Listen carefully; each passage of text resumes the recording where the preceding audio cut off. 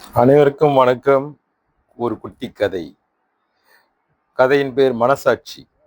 ஒரு பணக்காரர் என்ன பண்றாரு, தன் வீட்ல வந்து கடவுள் சிலைய வைக்கணும்னு சொல்லிட்டு ஒரு சிற்பிய போய் பார்க்குறாரு. அவர அணுகி எங்க வீட்ல வந்து ஒரு நல்ல கடவுள் சிலை ஒண்ணு வேணும் அப்படின்னு. அப்போ அந்த நேரத்துல வந்து அந்த சிற்பி வந்து ஒரு பெண் கடவுள் சிலைய வந்து செதுக்கிக்கிட்டு இருக்காரு.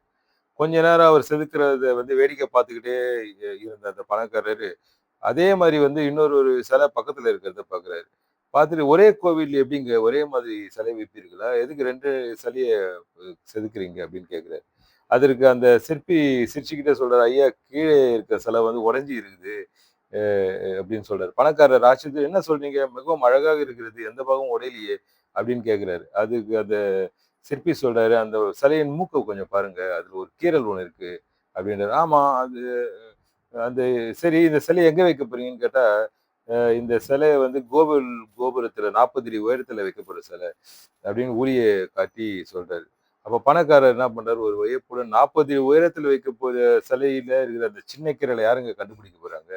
அதற்காக எதற்கு இன்னொரு சிலை செய்றீங்க? முட்டாள் சிற்பியே! அப்படின்னு அவர கிண்டல் பண்றாரு.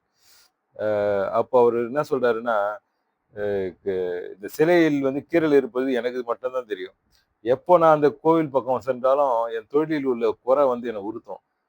அதனால தான் நான் இன்னொரு சிலை செய்றாரு என்று அந்த சிற்பி சொல்றாரு. பணக்காரன் வாயை அடைத்து நிற்கிறார். இந்த கதையின் நீதி என்னன்னா, அடுத்தவர் பாராட்டுக்காக நம்ம வேலை செய்யக்கூடாது.